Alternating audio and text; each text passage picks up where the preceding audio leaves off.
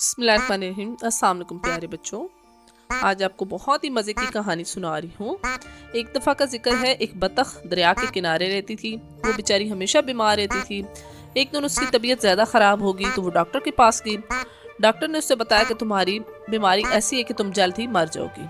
उसे ये सुनकर बहुत सदमा हुआ, क्योंकि उसके पास एक ही अंडा था। उसे डर था कि अगर मैं मर गई तो इस अंडे का क्या होगा, जिसके खौल से जल्द ही बच्चा निकलने वाला था, और फिर इस बच्चे को कौन संभालेगा। लिहाजा वो अपने सब दोस्तों के पास गई जो जंगल में रहते थे। उसने अपने दोस्तों को अपनी सारी कहानी सुनाई, लेकिन उन्होंने मदद करने से इनकार कर दिया। बेचारी बतख ने इनकी काफ़ी मिन्नतें की कि खुदा के लिए तुम लोग मरने के बाद मेरे बच्चे को अपने पास रख लेना, लेकिन किसी ने उसकी बात ना मानी। बेचारी बतख भी क्या करती, उसके ज़हन में ख्याल आया क्यों ना मैं भाई मुर्गे के पास जाऊँ, वो ज़रूर मेरी मदद करेगा। लिहाजा वो मुर्गे के पास गई और उसे सारा किस्सा सुनाया। मुर्ग भाई, आप मेरे बच्चे के मामू जैसे हो, प्लीज आप ही मेरे बच्चे को अपने पास रख लेना। मुर्गा बोला, मैं तुम्हारे बच्चे को रख लेता, लेकिन मेरी बेगम मुर्गी ये बात नहीं मानेगी। लिहाजा मुझे बहुत अफसोस से कहना पड़ रहा है कि मैं ये काम नहीं कर सकता, मुझे माफ़ कर देना। बतख उधर से मायूस होकर अपने घर वापस आ गई और सोचना शुरू कर दिया कि अब क्या किया जाए।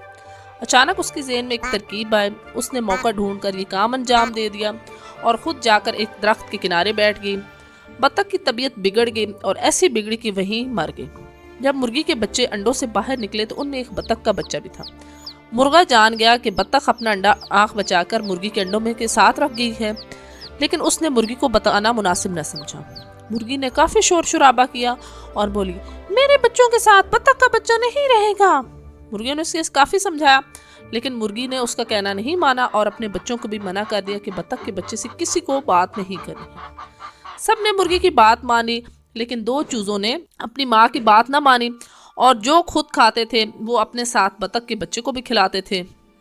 मुर्गी को बतख के बच्चे से सख्त नफरत थी, वो उसे देखना भी पसंद नहीं करती थी। एक दिन मुर्गी के जहन में ख्याल आया कि हम सब मिलकर दरिया के किनारे सैर को जाते हैं, सब वहाँ से वापस आ जाएंगे और जो बतख का बच्चा है उसको वहीं छोड़ आएंगे।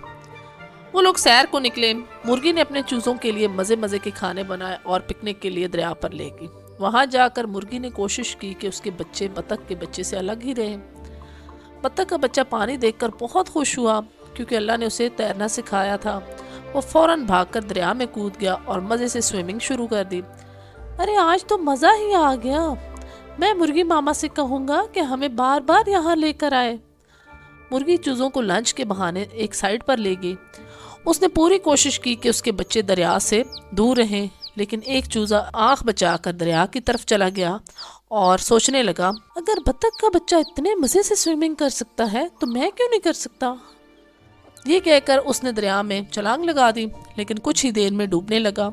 उसे ये पता ही नहीं था कि बतख के बच्चे के पाँव चप्पू की तरह बड़े बड़े होते हैं, तभी तो वो तैर सकता है। इस तरह से वो डूबने लगा और उसने चीखना चलाना शुरू कर दिया।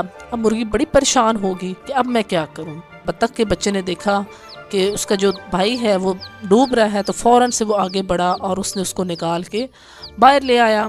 मुर्गी ने जब ये देखा तो उसे अपने किए पर काफ़ी शर्मिंदगी हुई और उसने बतख के बच्चे से माफ़ी मांगकर उसे अपना बेटा बना लिया। इस तरह वो सब हंसी खुशी रहने लगे। देखा बच्चों, कैसे बतख के बच्चे ने मुर्गी के बच्चों को बचाया और कैसे उसका भला हुआ। इसीलिए तो कहते हैं, कर भला तो हो भला। उम्मीद है प्यारे बच्चों आज की कहानी आपको अच्छी लगी होगी। इस कहानी से हमें यही नतीजा मिला कि अगर आप किसी के साथ अच्छा करते हैं तो अल्लाह ताला भी आपके साथ अच्छा ही करते हैं। लिहाजा हर किसी के साथ कभी किसी के साथ बुरा ना करें और उनकी कोशिश करें कि किसी को अगर आपकी ज़रूरत है तो उसकी मदद ज़रूर करें।